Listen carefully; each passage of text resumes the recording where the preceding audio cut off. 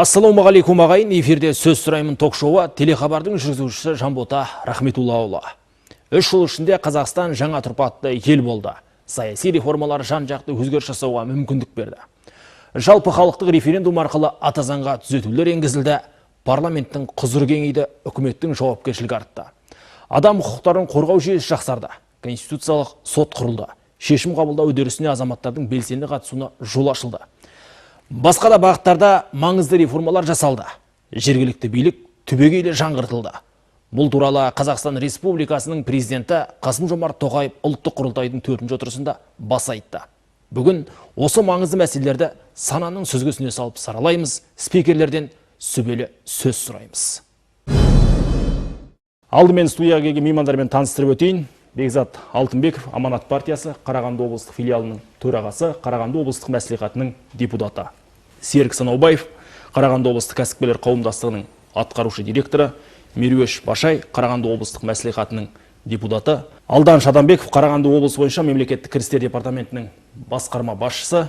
Жанболат Сектай, Қарағанды облыстық дін істер басқармасының басшысы. Сонымен қатар Жаслан Хамитов, Қарағанды облысы жастар саясаты мәселелері жөніндегі басқармасының саясатын дамыту және салааралық үйлестіру бөлімінің бас маманы. Алдымен студия меймандары, көгілдір экранға көз жүгіртейік, әрмен қарай тақырып тереңіне қозғайтын боламыз. Сондай-ақ бүгін Бекзат Алтынбеков, одан бұрын Бақыт Қожа Ізмұхамедов пен Светқали Нұржан қоғамдық әдеп мәселесін қозғады. Бұл өте орынды деп ойлаймын. Қазір әлеуметтік желіде адамға тіл тигізу, ар-намысын аяққа таптау көбейіп кетті. Жалған мәлімет таратушылар да бар. Мұндай келеңсіз үрдістерді тыю жолын қарастыру керек. Бекзат аға, енді білесіз, қазір қоғамда жиын тойларда болсын, орынсыз қалжың, бейәдеп сөздер жиі айтылады. Енді осының этикалық ережесін қабылдау үшін не істеу қажет? Енді жалпына ұлттық құрылтайда жаңағы бүгінгі ұлы мұраттарға ұмтылыс деген тақырыптың өзінде ұлттық құрылтайдың алдында қойып отырған мақсат, ол біздің ұлтымыздың өзі жақсы жолдан жаңылыстырмау мақсатында жақсы жолымызды айқындау. Біз енді жаңа ғана өздеріңіз көріп отырғандай ұлттық құрылтайда менің көтерген мәселем енді керемет үлкен мемлекеттік дәрежедегі мәселе болмауы тиіс, бірақ ұлтты үшін алаңдауға, ұлттық құндылықтар үшін алаңдауға тұратын мәселе екендігін баса көтердік. Себебі бүгін жаңа өзіңіз айтқанда тойға үлкен азамат болып барасың, дана болып барасың, бала болып қайтасың, кейде әжептәуір мазақ болып қайтатын тұстарымыз бар. Бүгін біздің тойларымыз бар, жаназамыз бар. Осының бәрі біздің салтымыз, дәстүріміздің ең берік орныққан тұстары. Бізде қазақта бір ауыз сөз бар, сөзің түзелмей, ісің түзелмейді деп. Сонда біз енді тойдағы сөзімізді, іс-әрекетімізді түземейінше, біз енді келешекке дұрыс тәрбие бағыт бере алмайтындығымыздың өзімене көріп отырмыз. Осыны көрген жастар, осы дұрыс екен үлкендердің көрсетіп жатқан, аға буынның жасап жатқан іс-әрекет жақсы екен деп, осы жолды қайталап кетпеу үшін мен енді этикалық кодекс қабылдау, этикалық ереже қабылдау жөнінде арнайы ұсыныс жасадым. Енді бұның бәрі алаңдаушылықтан. Біз қазір қоғамдағы кез келген іс-әрекет қоғамдық бақылауды күшейтпейінше, біз барымыздан айырылып, жақсы жолдан адасып қалу қаупі тұрғандығын сіз де, біз де бәріміз сеземіз. Бірақ осыны біз отбасылық деңгейде 2-3 адам отырған отырыста ғана талдаймызды, сол жерден өзіміз рахаттанып кете береміз. Енді президент қатысқан үлкен жиында бұны алып шығуымның өзі менің бір көңілдегі алаңдаушылығым. Әрине менің қатарым адаса қоймас, ал бізден кейінге келген, өйткені біздің қоғам жастар ол көрген жасайды, сол жолды жалғастырады. Сондықтан біз барынша жақсы дүниелерді көпте жасауымыз керек. Енді осы этикалық ережені жасауға мен енді айтып отырмын, ақсақалдар кеңесі бар. Біздегі ардагерлер ұйымы баса мән беру керек те, қоғамдық бақылау күшейту керек. Сондықтан енді біз енді осыған дейін бір жақсы дәстүр бізде қалыптасқан, сол дәстүрді жалғастырғымыз келеді. Қарағанды облысында кезінде өнер адамдарымен осыдан 4-5 жыл бұрын өнер адамдарымен, асабалармен үлкен жиын өткізіп, тойдағы осы этикалық жағдайлардың, асабалардың бүгінгі той жүргізу әдіс тәсілдерін үлкен талдау өткізіп, бір кішкене дүмпу берген едік. Одан кейін біз өзі тоқтап қалдық. Сол жиындарды қайтадан қолға алып елдің ішінде жаңағы ағаның ақылымен жеңгенің жөнімен жүре білетін жақсы ұрпақты қалыптастыруымыз керек деп есептеймін. Енді жалпы этикалық ереже ол бәрімізге керек. Бұл біздің туылғаннан бастап дүниеден қайтқанға дейінгі біздің салт дәстүрлерімізді жасау жолында әрбір өткізетін әдеп ғұрыптарымызға бұл міндетті түрде керек деп есептеймін. Себебі біз тәртіп болмаған жерде біздің жастарға беретін бағытымызда дұрыс болмайды. Мен осыны баса айтқым келді. Осы жолда айттым. Президент баяндамасында да бұның бүгінгі қоғамдағы алаңдатып отырған негізгі мәселелердің қатарына қосты. Енді осы бойынша жұмыстар жүргізуіміз керек деп есептеймін. Ол этикалық ережені біз бірден сол жерден қабылдап тастау емес, бұны жаңағы қоғам болып отырып келісіп, ағалардың ақылымен, аталардың сөзімен біз бүкіл жаңағы қоғамның талқылауына салып барып, сөйтіп әдемілеп осы этикалық ережені қабылдап, оны кейін әрбір қазақстандық елін, ұлтын үшін алаңдайтын әрбір адам сол ереженің деңгейінде өмір сүреді деген ойдамын. Менің басты көтерген мәселем осы. Енді тойдағы ысырапшылдық, даңғойлықты тию үшін қандай жаднама жасау қажет? Енді біз қазіргі ұлтқа келіп тұрған үлкен қасірет біздің мемлекетіміздегі қазір қаржы мәселесін айтып жатырмыз. Қазір той жасайтын адам да несие алады. Әке шешесін жөнелтетін адам да несие алып жөнелтіп жатыр. Әрине бізде жаңағы бір ғана немқұрайдылық па, әлде дұрыс түсінбеушілік па, тойдан түскен қаражатпен несиені жауып тастаймын деп көп адамдар сондай әрекетке барып жатады. Дегенмен де әрбір адам өзінің шама шарқына сай дүниеге бару керек деп есептеймін. Ол енді бай құдай боламын, кедей бай боламын деп бүгін сондай бір үлкен бәсекеге түсіп тұрған заманда біз осыны ережемен реттеуіміз керек. Мына тойдың өзін қазір жинақтауымыз керек. Жинақталып, өзінің адамның санаға, қалтасына салмақ түсірмейтіндей, ертең жаңағы қиналып қалмайтындай деңгейде адамдар өзінің деңгейіне таңдау керек. Қазір біз ауруын жасырған өлетіннің керіне келдік, ауруымызды жасырдық, кім екендігімізді. Біз жаңағы жұмысымыз жоқ болса да банкке барып жүгінеміз, қаражатымыз жоқ болса да сол барып банкке арқа сүйейміз де, қаражатты аламыз, бір рахаттан бір күндік тойды жасаймыз, арты үлкен қасіретке келіп жатыр. Оның ішінде жастарымыздың бақытты болуының түгел жолын жауып тастап жатырмыз. Бала көп болса, бір айға дейін бақытты өмір сүреді жастар той жасалғаннан кейін, бір айдан кейін жаңағы несие проблемасы көтерілгеннен кейін ол отбасында атыс аяқ сылдырламайды емес, атыс аяқта сынып, ең арты ұлы төбелеске отбасының ажырауына әкеліп отыр.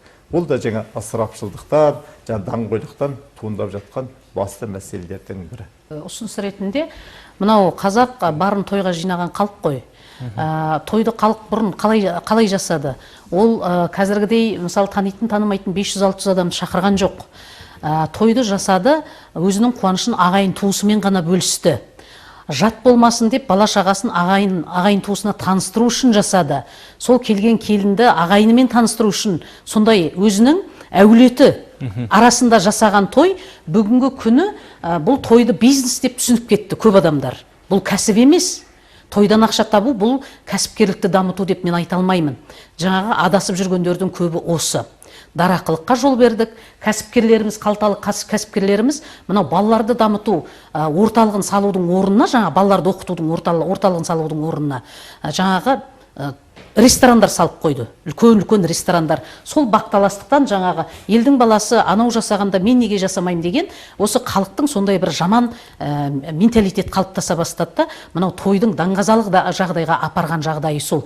Екінші жаңағы біздің әдет ғұрпымызда жоқ, шеттен жат дүниелер кіріп жатыр. Мысалы тойдағы дарақы ойындар болсын, басқа дүниелер болсын, қазақ өзінің салт дәстүрінде үлкеннің алдын кеспеген, үлкенге тіпті күлудің өзінде мәдениет болған, жымиып күлетін. Біз сонда үлкеніміз бар, кішіміз бар, қазір тойда дарақылыққа бет алдырып, бет алды жаңағы Бекзат ағамыз айтқандай қарыз алып той жасап, жаңағы өзіміздің шама шарқымызға қарамай дарақылық дүние осыдан пайда болды. Сондықтан мен ұсынар едім, той жасалынсын, бірақ өзінің ағайын туысының айналасында ғана, бірге туғандарының айналасында жасалыну керек. Ол жаңағы жат болмас үшін ағайынның. Сондықтан жаңағы Бекзат Қомарұлының көтеріп отырған жаңағы той этикасы, той ережесі өте дұрыс дүние, қолдаймыз. Жамбото мынау ғой, тойға барғанда қазір 50-ден асқан әйел адамдардың жерде домалап жатуы, егде тартқан ағаларымыздың ебедейсіз бие, мысалы шын жан түршіктірілер жағдай. Осыны жастар көреді. Қазір біздің қоғамдағы жастар көргенін қайталайды. Сондықтан мен кез келген жерде айтқым келеді, жаңа президент біздің осы мақұлдап жатыр ғой. Дегенмен де отбасы түзелмейінше отан түзелмейді. Осы біз көтеріп отырған мәселені мен үлкен деңгейде көтерілгеннен кейін Қазақстанда 20 миллионнан астам халық десек, жаңағы 10 миллион отбасы бар десек, 10 миллионның ішінде мысалы қазір айтақ 8 миллион қазақ отбасы дейтін болсақ, сол отбасының әрқайсысын алып өзі тыңдап талқылайтын болатын болса, онда бұл жоба біздің айтқан ұсынысымыз отбасынан басталып қолдау табатын болса, онда бұл үлкен жеңіске жетеді. Бізде мәселе осы қараған уақытта жұрт ойлайды, бұл біреудің отбасылық мерекесі, ошақ қасындағы проблеманы көтерді. Ал отан үшін ұсақ түйек шаруа болуға тиіс емес мемлекет үшін. Отбасы мемлекеттің тірегі есебінде әрбір отбасы мықты, әлеуеті жақсы, бай, қуатты болатын болса, мемлекет қашанда қуатты, мықтылығын жоғалтпайды. Серік аға, қазіргі таңда кәсіпкерлерге мемлекет тарапынан түрлі қолдаулар көрсетіп жатыр. Осы мәселеге президент ұлттық құрылтайда тереңнен тоқталды. Енді заң аясында адал жұмыс істейтін ісін ілгерілетемін деген кәсіпкерлерге қандай қолдаулар көрсетілу қажет? Елімізде болып жатқан экономикалық жағдайлар, оның ішінде әсіресе жаңа салық кодексіне байланысты мәселелер президент айтты. Енді бұл ретінде айтатын болсақ, әрине бұл миллиондаған адамдардың, миллиондаған кәсіпкерлердің мүддесіне ертең әсерін тигізеді. Өйткені салық төлеу мәселесі ол да бір идеология. Ол да мемлекеттің идеологиясы. Өйткені оның басты мақсаты күнделікті қарапайым халықтың өмір сүру үшін керекті қаражат. Оны бюджетке әкеліп түсіру керек, оны ары қарай жарату керек деген сияқты.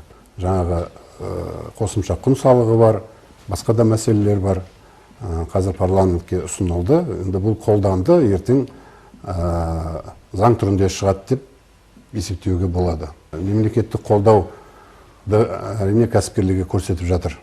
Әсіресе мынау саяси қолдау ең бірінші.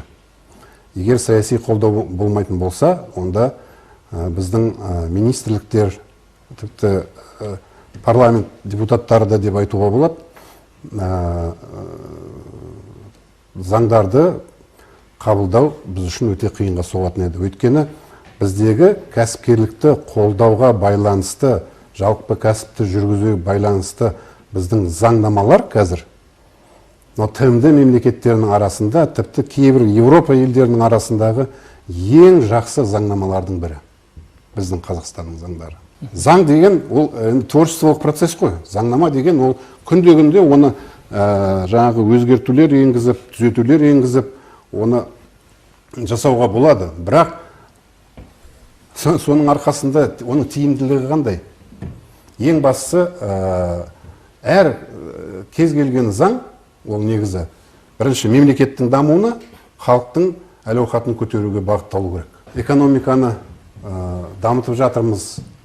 5%-дан артық жаңағы президентте айтты, осы соңғы 5 жылда жыл сайын 5%-дан артық экономикамыз дамып жатыр деді. Ол енді дұрыс. Әртүрлі жолдармен дамытуға болады экономиканы. Кәсіпкерлікті қолдау, бюджеттің ақшасын үнемдеу, бюрократиямен, коррупциямен күресу деген сияқты жолдар көп. Кинотеатрларда көрсетілетін киноларға қатысты қазір қоғамда сын бар. Бұл енді шүбәсі шындық. Меруш апай, кино индустрия саласында сапаға жұмыс істеудің аспекттері қандай? Енді қазір өздеріңіз білесіздер, біздің еліміз көлемінде қазір мемлекеттік тапсырыстан бөлек жеке адамдардың қаржысымен шығатын кинолар бар, мысалы. Бірақ өкінішке орай осы кинотеатрларда осы киноларды көрсетуге байланысты ешқандай жаңағы көркемдік кеңестер жоқ. Оларды сүзгіден өткізбей халыққа ұсынып жатыр. Енді көбінде мен мына кинотеатрларға барып тұрамын, қазақ киноларын көремін. Енді кейбіреуін шынында да адам көруге мүмкіндік жоқ. Боғауыз сөздер толған, әйтеуір елді арзан күлкіге қарық қалып, ақша табуды ғана көздеген осындай мақсаттағы біреудің қалтасын қалыңдату мақсатында арзан жаңағы комедиялар ұсыну арқылы көп дүниелер жүріліп жатқаны жасырын емес. Сондықтан мынау біздің өзіміздің ұлт тұлғалары бар. Мысалы, жуықта өздеріңіз білесіздер, мынау Шоқан Уәлихановқа байланысты Шоқан Қашқария деген мультфильм балаларға. Мысалы, біз қазір нені ашып қалсаңыздар, YouTube каналын ашып қалсаңыздар, Ресейдің, мысалы, Маша Медведінен басқа балалардың қызықтап көретін ештеңесі жоқ. Бірақ біз неге өзіміздің ұлт тұлғаларымызды осы балалардың кішкентай кезінен санасына сіңіруге байланысты неге жақсы мультфильмдер, неге көркем фильмдер, неге біз соны жаңағы ұсынуға болмайды?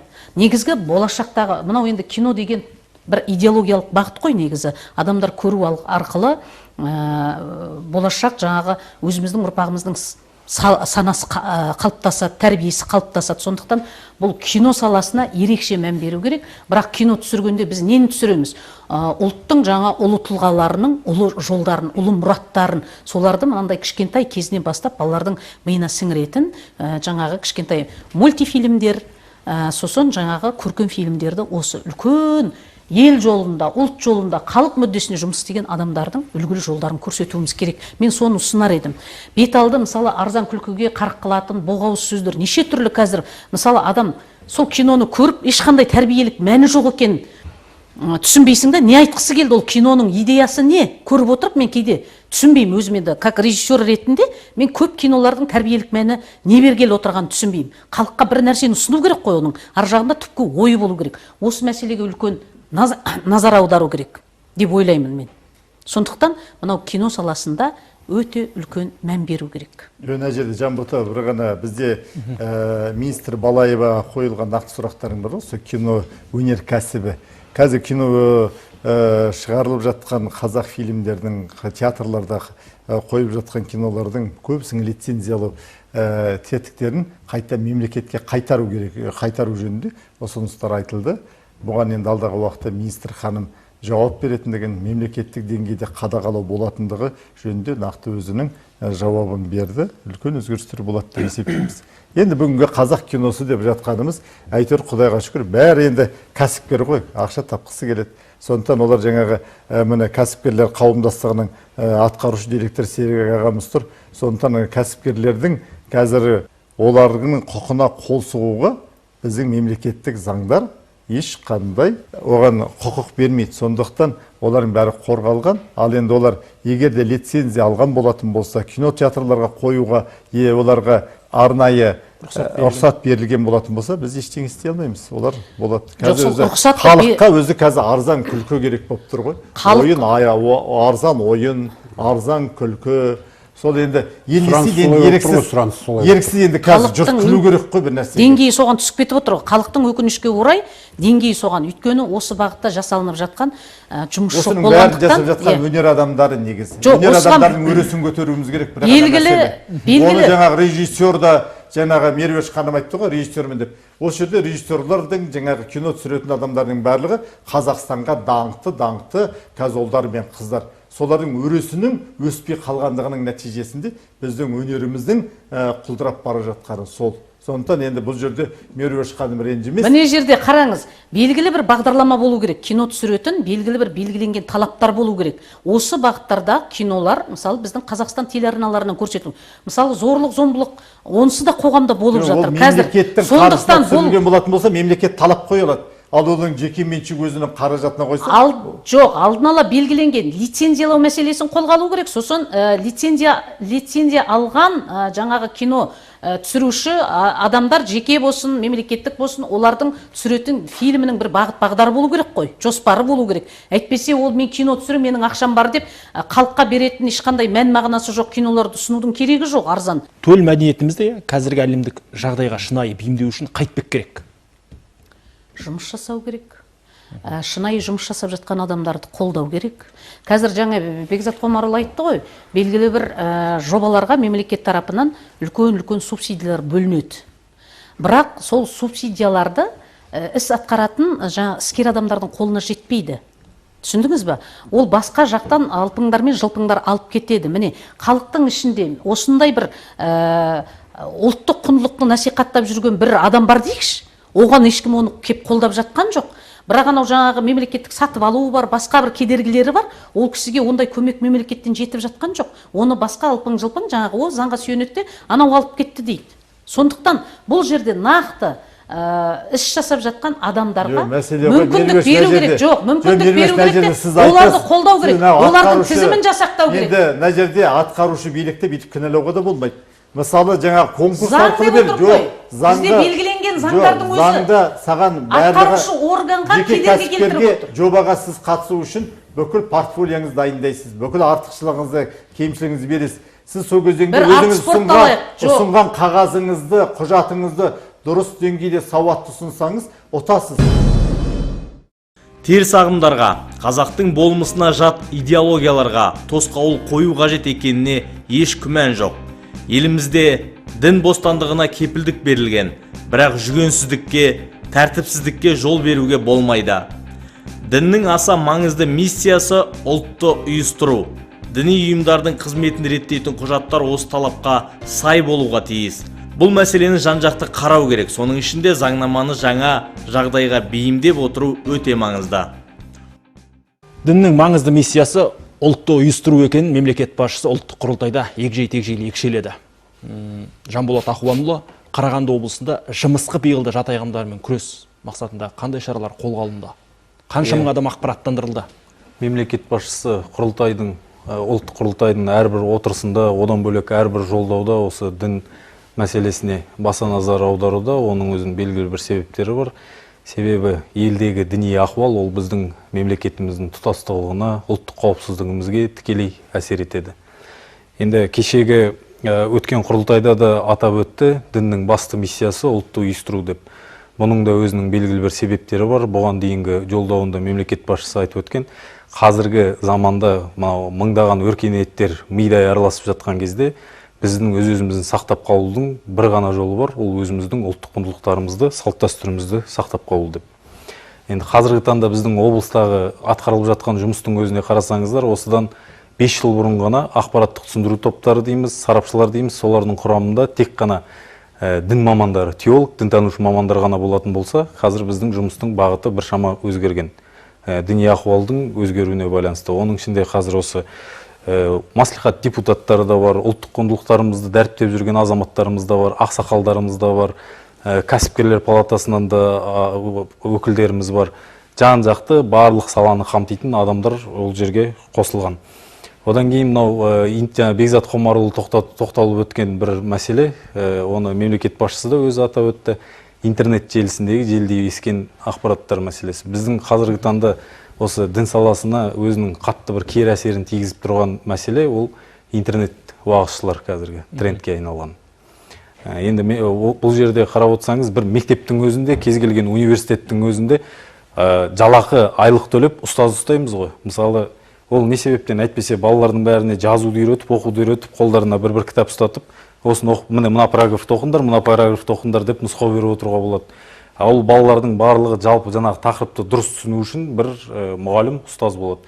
Бұл жерде де белгілі бір білімі бар, арнайы оқудан өткен діни бірлестіктің өкілдері ғана дінмен уағыз насихат айтуға құқылы. Қазір өкінішке орай бізде бұл талаптар сақталмай отыр. Себебі өзіміз көріп отырмыз, әлеуметтік желіде кез келген адам өзінің дін мәселесіндегі пікірін немесе уағызын еркін айтуда.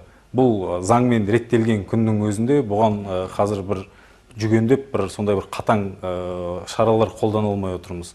Бұл негізі миссионерлік қызмет болып саналады. Ол қолданыстағы заңнамамен реттелген. Ол үшін сенің миссионерлік қызметте қолданатын барлық ақпараттық материалдарың, өзге де материалдарың дінтану сараптамасының оң қорытындысын алып, тек қана сонымен ғана қолдануға болады. Енді бір жүрекке қатты бір үміт сыйлап тұрған нәрсе, біз бірнеше жыл болды осы дін саласындағы заңнамаға өзгерістер енгізу бойынша ұсыныстар жолдап жүрміз. Құрылтайда мемлекет басшысы өз сөзінде айтып өтті. Бұл саладағы заңнаманы заман талабына сай сәйкестендіріп отыру керек деп. Енді жұмысты атқарып жатырмыз ғой. Осы егерде заңнамаға тиісті өзгертулер енгізілсе, біздің салаға бір үлкен леп, үлкен серпіліс береді деген мамандарда үміт ұялап отыр. Жұрттың бәрі экономист немесе қаржыгер емес. Мемлекеттің қандай шараны не үшін қолға алып жатқанын бәрі бірдей түсіне бермеуі мүмкін. Сондықтан реформаның мәнін әр адамға түсінікті тілмен жеткізу керек. Салық жүйесі дегеніміз енді бүкіл мемлекеттік жүйенің ол тірегі. Салық реформасын түсіндіру мақсатында Қарағанды облысында қандай жұмыстар атқарылды? Алданыш мырза. Салық жүйесі дегеніміз бұл жалпы өзі идеология ғой бір. Мемлекет басшысы да өзінің құрылтайда айтқан сөзінде біздің еліміз бұл әлеуметтік мемлекет деп айтқан болатын. Яғни әлеуметтік мемлекет дегеніміз бұл сақтандыру, денсаулық сақтау саласына, білім беру саласына қаржыландыру арқылы және соған инвестиция салу арқылы бюджеттен солардың жұмыстарын жақсарту арқылы жұмыс жасалады бұл мемлекетте. Сондықтан бюджетті толықтыру біздің басты мақсатымыз болып табылады. Енді қысқасын айтатын болсақ, бүгінгі таңда Қазақстанда салық түсімінің қазіргі деңгейі өте төмен. Енді ұлттық дүниежүзілік банктың мәліметіне сүйенсек, бюджет кірісінің жалпы ішкі өнімге шаққандағы үлесі Қазақстанда небары 23% ғана құрайды. Енді әріге бармай-ақ өзіміздің көршілес жатқан елдермен салыстыратын болсақ, Өзбекстан, Ресей мемлекеттермен оларда 29%, 42%-ға дейін барады. Ал енді дамыған елдерде ол көрсеткіш 50%-дан жоғары. Сондықтан да бүгінгі таңда осы салық реформасы мәселесі көтеріліп жатыр. Сондықтан да осы біздің елімізге осы салық реформасын жүргізуге мәжбүр деп айтуға болады мемлекетіміз. Енді өздеріңіз білесіздер, жаңалықтардан да естіп жатасыздар, кейде бюджетті түсім азайып жатқан кезде ұлттық қордан қаржы бөлу мәселесі де кейде көтеріліп жатады. Енді ұлттық қор дегеніміз өздеріңіз білесіздер, бұл өзіміздің болашақ ұрпағымыздың, болашақ өскелең ұрпағымыздың қоры ғой бұл. Егер оған қазірден бастап қол сұғатын болсақ, ол ертеңгі күні қордың сарқылмасына кім кепіл? Сондықтан бүгінгі таңда осы мәселе көтеріп отыр, бюджетті қазірден бастап толықтыру. Сол үшін осы елбасының, мемлекет басшысының қолдауымен осы реформа жүргізіліп жатыр. Енді мемлекет басшысы әр кезде айтып жүр ғой, жалпы салық жүйесі бұл бизнес пен мемлекеттің ортақ мүддесін ескеретін дифференциалды, яғни теңдестірілген жүйе болу керек деп. Енді бұған дейін де құрылтайға дейін де бизнес өкілдерімен кездесуде айтқан болатын, тапсырма берген болатын мемлекет басшысы. Қосылған құн салығының мөлшерлемесін, яғни ставкасын белгілеген кезде, яғни жоғары шегін белгілеген кезде нақты есептеулер негізінде және білікті мамандардың, сарапшылардың, сондай-ақ кәсіпкерлердің өздерінің және депутаттардың пікірлерін ескере отырып шешім қабылдау керек деп. Яғни дұрыстап саралану, сараптама жұмыстары жүргізілу керек деп айтылған болатын. Енді бүгінде сол сараптама жұмыстарының нәтижесінде бірқатар шешімдер қабылданып, қолдануға ұсыныс жасалынып отыр. Біріншіден енді қосылған құн салығының жалпыға бірдей белгіленген мөлшері 16% деп белгіленіп отыр. Енді неге 12%-дан 16%-ға бірден 4%-ға көтерді деген сұраққа жауап беретін болсақ, енді жаңа ғана айтып кеттім, бюджет түсімі өте төмен қазіргі таңда. Соны көтеру мақсатында жалпыға бірдей мөлшерді 16%-ға көтеріп отыр. Екіншіден бұл өзі мемлекеттік бюджет бізде екіге бөлінеді, республикалық және жергілікті бюджет деп. Енді көп салықтың көбісі бұл жергілікті бюджетке түседі, ал республикалық бюджеттің негізгі басты бөлігі, басым бөлігін бұл қосылған құн салығы құрайды. Сондықтан осы қосылған құн салығына аса назар аударылып отыр. Енді бұл жерде жалпыға бірдей мөлшерді көтергенмен қатар бірқатар жеңілдіктер де қарастырылып отыр. Бұл ұсыныста, яғни аграрлық өнеркәсіп кешендері үшін толықтай қосылған құн салығынан босату қарастырылып отыр. Енді аграрлық өнеркәсіп кешені дегеніміз бұл отандық ауыл шаруашылық өнімдерін өндіретін өндірушілер, оларға яғни толықтай қосылған құн салығынан босату қарастырылып отыр. Енді бұған дейін оларда онсыз да жеңілдіктері болатын, яғни заңды тұлғалар төлеуге тиесілі қосылған құн салығын 30%-ын ғана төлейтін, бүгінгі күні ол алып тасталынатын болып отыр. Бұндағы мақсат енді отандық өнімдердің бәсекелестік қабілеттілігін көтеру болып отыр. Келесі бір жеңілдік бұл бірқатар салалар үшін мөлшерлемені 10%-ға дейін төмендету болып отыр. Енді бірқатар болғанда бұл денсаулық сақтау саласындағы салаларға. Енді ол әлде нақтыланатын болады, қандай кәсіпкерлер бұл салада бұл 10%-ға ие болатынына. Осындай өзгерістер ұсынылғалы отыр. Енді өздеріңіз білетіндей, мемлекет басшысы тағы да бір көтерген мәселе бұл біздің салық заңнамасындағы олқылықтарды пайдаланып, кәсіпкерлердің өздерінің бизнестерін бөлшектеу арқылы салық төлеуден жалтару мәселесі. Бұл өте осыған назар аударған болатын мемлекет басшысы. Осыны болдырмау үшін үкіметке және парламентке тапсырма берген болатын. Енді бүгінгі күні бұл тұрғыда да өзгеріс енгізіліп отыр. Яғни қосылған құн салығы бойынша есепке қою шегін төмендету. Бұған дейін 80 миллион болатын, жылдық табыс егер 80 миллионнан асқан болса, қосылған құн салығы бойынша есепке тұрып салық төлеу керек болатын. Енді сол шек 15 миллионға дейін түсіп отыр. Әрине, бұл өте күрт төмендету, 80 миллионнан 15 миллионға дейін. Бұл жерде енді басшылықтан тапсырма берілді екен деп, шашал десе басал деген қағидамен жасалып отырған өзгеріс емес. Бұл жерде жалпы халықаралық тәжірибеге сүйене отырып жасалып отырған өзгеріс. Себебі экономикасы дамыған және дамушы елдердің өздерінде де бірқатарында, мысалы Канада, Корея елдерінде, Шығыс Еуропаның бірқатар елдерінде, тіпті өзіміздің көршілес Өзбекстан, Қырғызстан, Ресей мемлекеттерінде қосылған құн салуға есепке қою шегі бізден әлде қайда төмен. Кейбір елдерде тіпті ол шек жоқты. Яғни барлық кәсіпкерлер қосылған құн салығын төлеуші болып есептелінеді. Сондықтан осындай өзгерістер қаралып отыр. Енді осы өзгерістерді жұртшылыққа қалай жеткізіп жатырмыз? Енді департаменттің тарапынан ғана емес, енді өзіміздің аудандық, қалалық кірістер басқармалары өздерінің өзгерістер бойынша осы салық төлеушілерге сауда үйлерінде, кәсіпорындарда семинарлар өткізіледі, бұқаралық ақпарат құралдарында сөз сөйлеу арқылы және де әлеуметтік желілерде, тікелей эфирлерде және ашық есік күндерін өткізу арқылы жария етіп жатырмыз. Жасұлан мырза, жастардың белсенділігін арттырып, бәсекеге қабілеттілігін дамыту жолында облыстағы шаралар қаншалықты оң нәтижесін беруде? Мен мемлекет тарапынан Қарағанды облысында бірқатар жобалар жүзеге асырылып жатыр. Өзіңізді білетіндей, мемлекет басшысы биылдан бастап жұмысшы мамандықтар жылы деп жариялаған болатын. Осы орайда бізде бірқатар жобалар жүзеге асырылып жатыр. Өзіңізде білетіндей, Жасыл ел бағдарламасы жастар арасында өте кең таралған. Мысалға келтірсек, 2024 жыл қорытындысы бойынша 5000-ға жуық жас жұмысқа тұрғызылатын болатын. Ол республика бойынша ең жоғарғы көрсеткіш болып саналады. Сондай-ақ жастарға арналған кәсіптікті қолдау мақсатында қала аудан әкімдерінің гранттары беріледі, Қарағанды облысының әкімінің гранттары беріледі.